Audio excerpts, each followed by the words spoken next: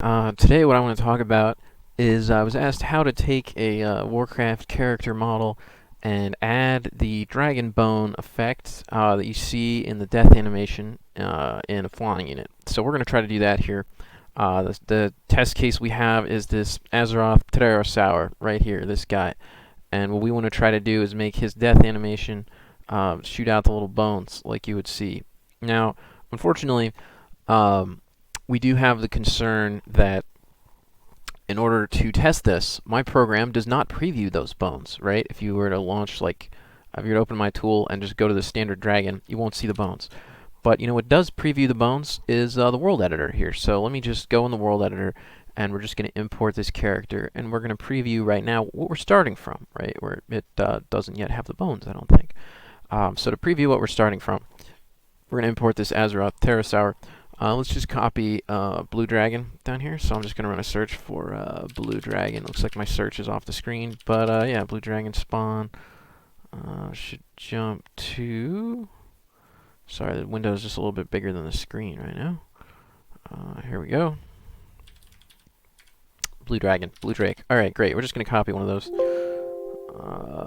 Okay. Blue Drake. And we're going to make it use... the Pterosaur test. Alright, great. So let's go ahead and get that over here as a neutral custom. Probably Lordaeron Winter. Great. Okay, so it's a little big, it looks like. Probably Blizzard increased the scaling values. Yeah, let's just set that right back. It's still big. Sorry. Maybe we'll just make it a little bit smaller. There we go. Now it's like too small. Alright.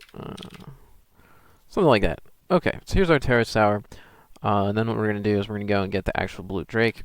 And the thing I'm discussing here, right, is this question of when I look at these guys, can we see the death animation? How does that look? It shoots out this bone and this little set of stuff here. What does the Pterosaur do? It just disappears. Doesn't do the same, right? So we want to make it pretty much do that same kind of thing there that you're seeing. So that should be very doable. All right, we should totally be able to do that. So if we go back to here's the stand animation, and we want to bring that in. The first thing we probably want to do is you can tell my tool's on reforged mode. Now at this point, like if you're using the latest version of this thing, it can do either it can reforged or non-reforged. But if I turn that off, right, and load like a peasant, oh, I guess it's still loading reforged peasant. All right, well we should be able to reset that here. I think the yeah, if we just add something on there and push OK, it'll cause a reload. I really need to fix the way that when it decides to reload, you could just restart the tool too. That would have done it. But anyway, yeah. So now you see peasant over here is like old style peasant, old style footman. So what we want to do is go and get old style Auger dragon, right? Blue dragon. Blue Drake, the same guy we were just looking at. And like I said, in my tool, you don't hardly see. Okay, you see part of this thing, but it doesn't actually look how it looks in the actual game. It actually looks substantially different. And that's just because I didn't ever fix it, right? Like it's just not quite the same. But be that as it may, it's still we still have a full understanding of the data in this program, so we should still be able to copy it over. So one thing we want to probably do is load them both at the same time. So you could just about turn off like quick browse. This will stay open. Then open recent of Pterosaur, right? Now we have the Pterosaur, and you can see in the window we've got like both. So basically, you just go in your Pterosaur and you do import from your workspace, and you import from that dragon if you've got them there. And this is going to launch the import window. This is, I think, the key portion, right? So in this import window, you can see there's two parts to this thing. There's a sort of circular splat, and then as well as the circular splat, there's also some other stuff. So we'll have that, and if we get this death animation, you can just say timescale, and it just brings it into the Pterosaur. And I'm not actually sure what the death alternate of this guy is. What does his stand alternate look like? Oh, he has walking on the ground. That's really cool. Yeah, like walk alternate on the ground. So I think for that one, we probably just leave that one how it is, right? So we're just specifically going for the flying animation here. That should be the case that we take the dragon one and we put in the flying. And once we've done that, we should be able to go to things like bones and objects. And this is where, so the name of these things is usually particle emitter super spray. The dragon bones are the only thing in the game in Warcraft, I'm pretty sure, that uses particle emitter instead of particle emitter 2. So in general, like you could get rid of the particle emitter 2, right? That's sort of the breath. And I think we could probably get rid of this other stuff. Generally, I think K is like attack, maybe.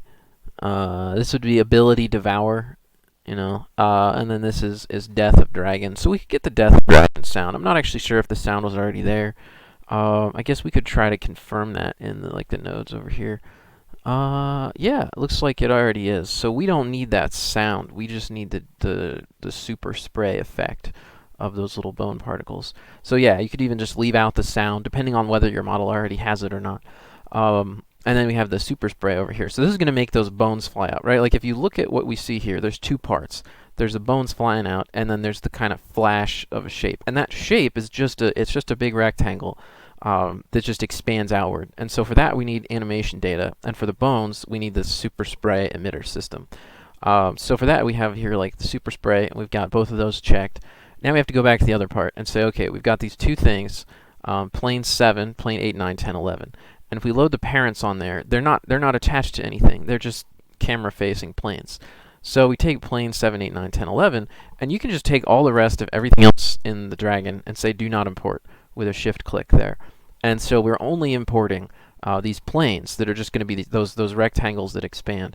And you can see there's several of them. So this one here, right, Geoset 5, this I think has multiple parts, so it's not just one copy of the texture. It looks like it's multiple copies of the texture, and you could confirm that if you sort of browse around the window and you look at the dragon and you turn on Geoset 5. You can see, I mean, these are really hard to see, but they're this sort of stacking of multiple little splat things, so it isn't just looking like the one texture. And you can actually see that animated too, right? If you go to the death animation, you could preview sort of part of the way through what it's doing, you could see how this geometry works. And so what we're doing is we're just going to bring this same geometry data in our import, just because we have those checked and we have the sort of bone nodes checked. And you can also see, what I'm seeing when I look at this preview, is the visibility is also changing. It flashes outward and then it disappears. So in order for that to work, you want to make sure these have favor original component visibility when combining, because we're combining the death animation, right? We just have one death animation, but we're going to be using the dragon data for that. And so there's sort of this question, when we're combining like that, are we going to load the death animation visibility of this, the visibility of this new thing we're adding, this new big set of squares? Is it going to be visible based on data coming from the dragon model, or is it going to be visible based on data from the Pterosaur model, right? And you can see there's Pterosaur options and there's dragon options. And so what we're doing is we're saying when I combine the two death animations into one new death animation, I have to choose that. I have to either say use the original, right, so use the dragon data, or if I uncheck this, it would use the Pterosaur data, because this component, this part of the Audra Dragon model, is originally from the dragon. It's not originally from the Pterosaur. So this distinction, using the original is using the dragon. It's the opposite of if we click on something from the Pterosaur, use original is then from the Pterosaur rather than the dragon. But so because this box is checked, what you're going to see is that once it merges the model, it should flash outward and then fade away, just the very same, because the box is checked. The other thing you want to do on all of these things that are coming from the dragon is to say, if we have an animation that's Pterosaur only, so basically all the things we didn't merge, the walk, alternate, all those Pterosaur only animations, we want them to be not visible, which is why I did a shift click and then a control click to select all these at the same time and just pick not visible. And so this is saying anything from the dragon will not be visible at all once it gets merged into the Pterosaur model in Pterosaur only animations. And the only reason I'm doing this is because we only want to import this stuff in the death animation, right? You wouldn't want this red flash thing to appear in the stand animation or something like that, right? It would look very silly. So having chosen that, I should be able to click finish. We should be able to use the window, go back to the Pterosaur, and you can see the stand animation looks fine, but now in the death animation, plays that little flash. So now you have a new problem, right? And the new problem is the speed that this death animation fades away is totally different than the speed that the dragon fades away, right? Essentially, the animation is shorter than the dragon's animation. So we could try to tweak that, right? You could go in here and say, all right, we're going to change the animation length by scaling. But again, now I'm kind of changing the artist's rendition of how this model is. So you might not want to do this, right? It depends, sort of from an artistic standpoint. How similar to a dragon do you want it to be? And so I'm choosing, we're going to make it a length of 1 because that's what I saw in the world editor was in the dragon. And if I choose OK on that, then I think the rate of the flash of the red thing is closer to what you see in the dragon, but the rate of the fading guy is still different. It also seems to be the case that the Pterosaur model is much bigger than the dragon, which means that even though, for example, if I go and try to play this animation, and if I turn off the nodes and turn off the geometry so it's only this stuff, right? It's the same. It's sort of the same as the dragon, that you have this kind of flash thing that flashes outward like that, right? And I think it's probably the same speed as the one from the dragon. But again, oh, this didn't do what I thought it did. I think the model jumps back to stand when we switch which model we're viewing, which is silly. But yeah, so here you can see it's about the same rate of the flash on the dragon. We can even turn on the circle there, right? So you have sort of the flash and the circle, and the Pterosaur is doing the same thing, the flash and the circle. But even though we're doing that, and even though they look about the same here, you bring in the Pterosaur and it seems really, really different because the animation of what the Pterosaur is doing is happening at a very different rate. So for that, I would say, I mean, if you really want it to be about as same as possible, creates the question, how is this Pterosaur animated? So that, it depends on things, some of which I don't know. But I would guess we could get this, this bone here. Looks like maybe the root of the Pterosaur. And you can see in my newer version, scaling, rotation, and translation are different colors. So like translation is blue, scaling is orange, and rotation is green. And that's really good because that tells us the scaling here are these orange ones. Sorry, don't drag the footer. We want to drag this guy. So if we turn the model back on for previewing, you can see he's scaled the same until this point, and then he disappears. And one thing we do, at a future point in time, if I build a better program, we could actually try to move the way that that flash of red animates to animate after he scales away. But because that's hard to do right now, what I'm going to do is change when he starts scaling away to be much sooner. And my hope is that, oh, it did not work as I expected. Well, that's interesting. So what I'm seeing is that the node that I'm interacting with is not the one responsible for the main character. So maybe that's this one. Let's see. This node, is this node responsible? Well, that looks like a center point. Maybe it's this root node. It's got to be one of them here. Let's see. Turn that on, I'll turn these off, and I want to see, is this the one responsible for the scaling? I think it might be. That seems like it is. So basically what I'm suggesting to do is to move these all to the front. So he starts scaling down really early on. And maybe even, the other thing you can do is, can we duplicate this frame right here? I need a way to copy. Yeah, we can copy. So we go to that one, we copy it, and then we're going to drag it out here and paste it. So he shrinks, and then now we have the linear problem. The linear problem is bad. It's a problem with my tool that it doesn't do a good job dealing with things that are linear like that, or that are not linear, right? So you can see I've kind of messed up the model because he sort of shrinks and grows and shrinks. So at that point, you got several options, but I wonder, what do we want to do? What do we want to do? I guess we could potentially just delete this right now. Delete. I guess just delete all. I'll just get rid of that. So he tries to shrink away. Let's see how it looks. It's still, he's just shrinking at this rate that's very different than the dragon. Very, very different from the dragon. Maybe what we could do is actually check out the dragon and copy from the dragon. So if I go to the dragon here, okay, and the dragon has node frostworm. Okay, so the dragon is here and then starts scaling away. See, that's what we want to do, really, is we want to copy the scaling from this, okay, that makes it scale away like that.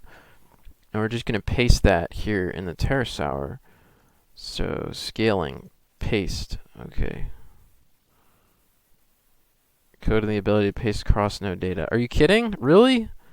Tell Retera to code in the ability to paste cross-node data. What a sham.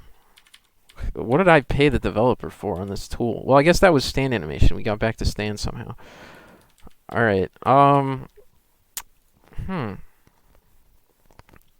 Alright. So that's not really what you want going on there. Really, we want it to fade faster, right? We want them to shrink and stay shrunk. Staying shrunk is much harder to express than it should be. Much harder to express than it should be. And like I said, we're kind of botching the artistry, but this needs to not do this. This thing about where it grows to there, even though there's not a keyframe there, we know why that is, right? I know why that is, okay? It's because of bad keyframe data, bad intan outtan.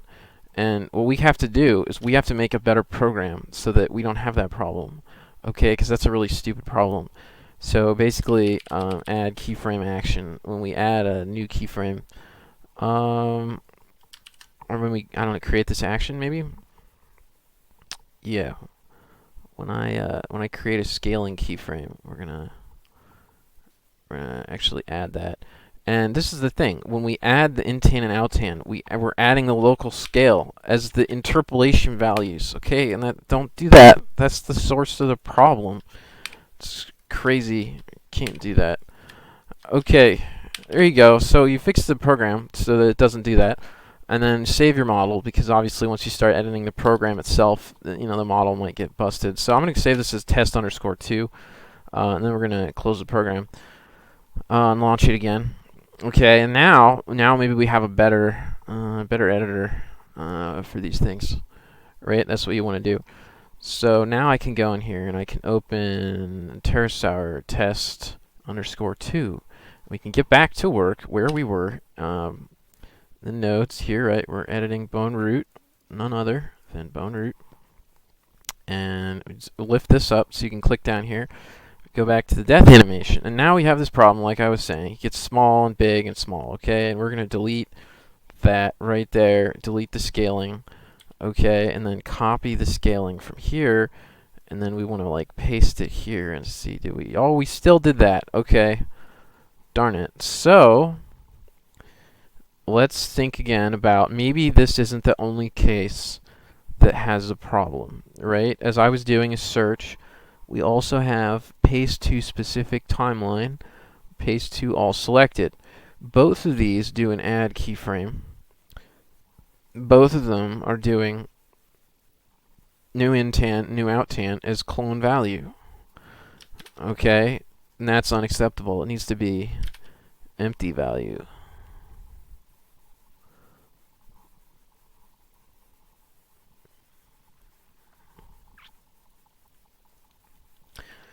But can we make an empty value? It's like we need to do what this is doing, only not. Instead of clone value, we need clone value as empty. Okay, so if it's a number, then it becomes the number 0. Okay, if it's a number, it becomes the number 0. If it is a point, it becomes 0, 0, 0. Okay? And if it is a rotation, it becomes 0, 0, 0, 1. How about that? So now we sort of have this concept of default values. Okay, clone value is empty, and we can put that in the time slider, and we can get rid of this ridiculous problem that has plagued us for far too long. Paste to all selected, and we fix it. And also, paste to specific timeline does the same thing, right? New intan, clone value is empty. Okay, there we go. Needed to do that so that I can actually edit the model. Okay, great.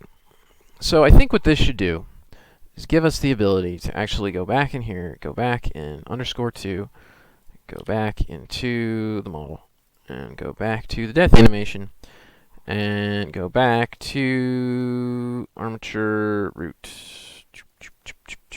Alright, great. So now we're here. Now we go to death again. Alright, I guess I was already there. So you can see we have this, he shrinks and grows, and we don't want it. Alright, so we're gonna delete the end of that. We are gonna copy the start of that, and we're gonna paste the end again. But now when we paste it, the interpolation data shouldn't... Okay, it still is interpolating. Well, that's just unfortunate.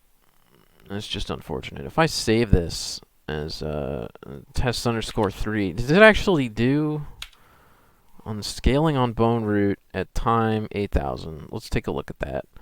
You know, what is it doing? Why is it not doing what I thought it was to do? We will find out. We are going to find out. Here you go. Alright. Pterosaur bone _root. Object ID 6. Great. So we're interested in scaling. Are interested in time 8,000.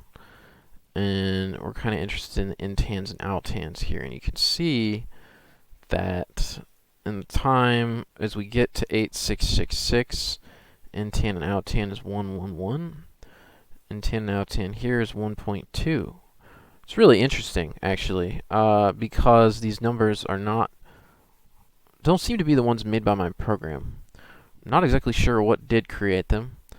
And my guess would be, if we could insert this 0, 0, like I thought was what we had here, you know, like that, maybe that would fix it. Right? Basically, we just go in there. Oh, unknown error. Okay, so here's the problem. We tried to load an MDX in the MDL loader, which is busted. Don't do that. Alright, death animation. Great. So now he shrinks and stays shrunken. Okay, because we just fixed it in the MDL because it was busted. So let's see how it looks. It might be a little better. It's a little bit better, but it's still not great. Okay, and the reason it's still not great is because of a couple of things. One of which is that if you look at these things that I added, it looks like maybe someone else added them before me, possibly. There might be 2 copies of them. I'm not sure. But specifically the things I added, these sort of things that can shrink and grow here, and their associated nodes, which looks like someone else has done before what I attempted to do. They need to be bigger. They need to be substantially larger, I think, so that we actually see them here, you know, kind of like that, like this big thing, like the dragon. But here's the other problem. Okay, now I made them larger, but I didn't necessarily make larger these spray emitters. So if we look at that in the world editor, they're not going to look good because the spray emitters are going to be too small. So for that, what you can do, okay, and this is a little bit hacky, but I think it should work, is if we just go to this death animation and we actually go to these spray emitters, you can see they already have some visibility data. So this is when they're visible. And what we're going to do on top of that is add scaling data. So first, we'll make a keyframe at the start. You can see it turned orange because now there's a scaling keyframe over there at the start. And as we go along here, we actually want their scale to be like 2 times bigger. So just drag this out to like substantially larger than it was. And then maybe right click and do it again. A little bit bigger. So I think that should make the bones big that come out of it. So we'll say this is _4, and let's test this in the world editor because you can't see it in my tool. You can change it in my tool, but you can't see it in my tool, which is pretty annoying actually. At some point we should fix that. Okay, so here is Pterosaur test. We're going to switch to Pterosaur test 4 and see how that looks. So here you go. So it looks like the scaling actually worked, and it's shooting them out too far, and it's shooting them out too fast. So let's actually reduce that scale significantly and save and see what we get after we do that.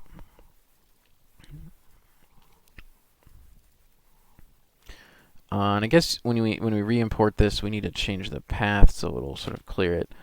Load again.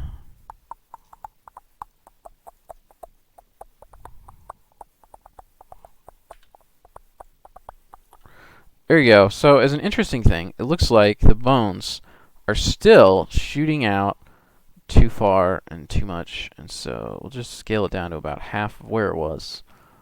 Save that again, and then reload it in the world editor so we can continue to view it. Test 4, we're going to remove the E off the end. And we'll go in here, remove that. So there you go. Now it is kind of just shooting them out, maybe about the right size.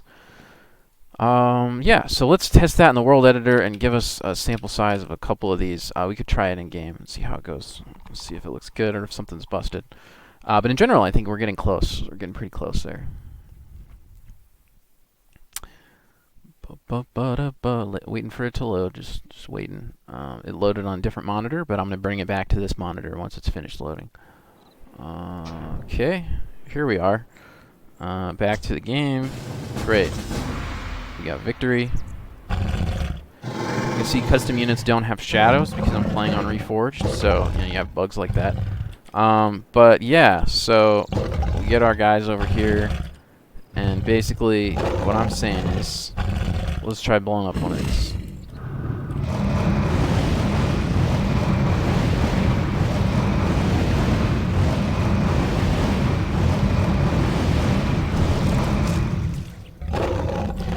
Looks pretty good. I actually think maybe the that's interesting. The hitbox. Like if I had a dragon here and I try to attack the dragon, I can hitbox him over here. This guy can't hitbox him over here. It has to be over there. That's interesting. All right. Anyway, so yeah, let's get him. Let's get him. Continue testing. It kind of looked like maybe I made the red flash too big. I think the bones are red while they're shooting. It looked like the red flash is too big. Yeah. Like, how big is it if I kill a dragon?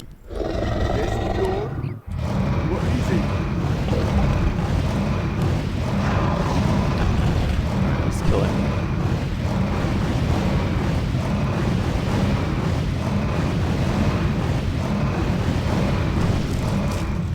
Yeah, dragon's even slightly smaller, but not much. I think it was pretty close. So we could shave like a little off of that. But the main thing we need to change is these guys, these spray nodes, and the way that they expand outward.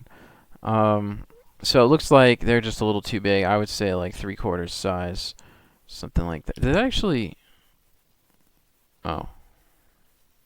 I tried to undo scaling them, and they you can see there's this red in the corner. That means that the program broke, and the model is corrupted, and we need to just reopen it. So, okay, chosen file was not found. Well, that's good. Who wrote this thing? If only it weren't for all these Reforged bugs in my software. I'm kidding. They have nothing to do with Warcraft Reforged. Alright, if only it weren't for the bugs in my software, we wouldn't have that problem. That's what I'm trying to say. Alright.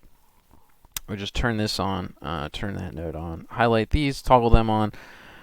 Okay, I think what happened is I right-clicked maybe on this yellow one. I was trying to do just an out in space right-click. For me, that lets me scale these down.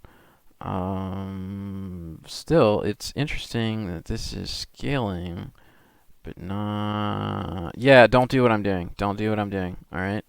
I see why that's a problem. Just reopen the model. Let's not do what I'm doing. I'm still in the animation editor. In my head, I was thinking about editing the not animation data, right? These, I scaled them up not as an animation. I just literally scaled them, just like as nodes. We want to do that again, and we want to scale them back down. So we're going to shrink them back down, just so they're not as big, okay? The other thing I was suggesting doing was changing the super sprays, which are animated. They don't have a scale other than the animation scale. So for those, we go back to the animation editor, and there's just one keyframe controlling them. And so we're going to scale them to sort of 3/4 rectangle, it's relative to where I click, and if I do then 3/4 of that area, I'm basically saying take it from current size to 3/4 size. So it's like 3/4 of rectangle.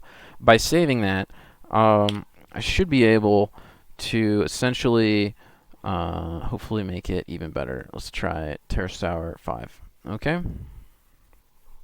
Pterosaur test 5. Okay, great. And let's test that. Let's see how that goes. So my thought is, when we're in game with it, the flash should be a little bit smaller and better, and we'll be there soon. We'll see. All right. Yeah. So we're just gonna attack one of these. We'll see what it looks like.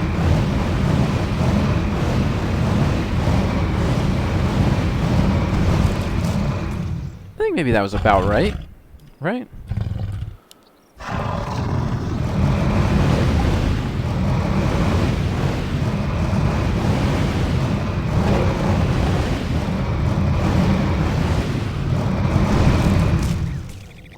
It's a little small. You could make it bigger, but I think we've definitely covered how the process works. So hopefully that'll help as far as that. Yeah, and hopefully we're good to go as far as making that happen. So yeah, there you go. Hope that helps, and I hope you guys can make that work.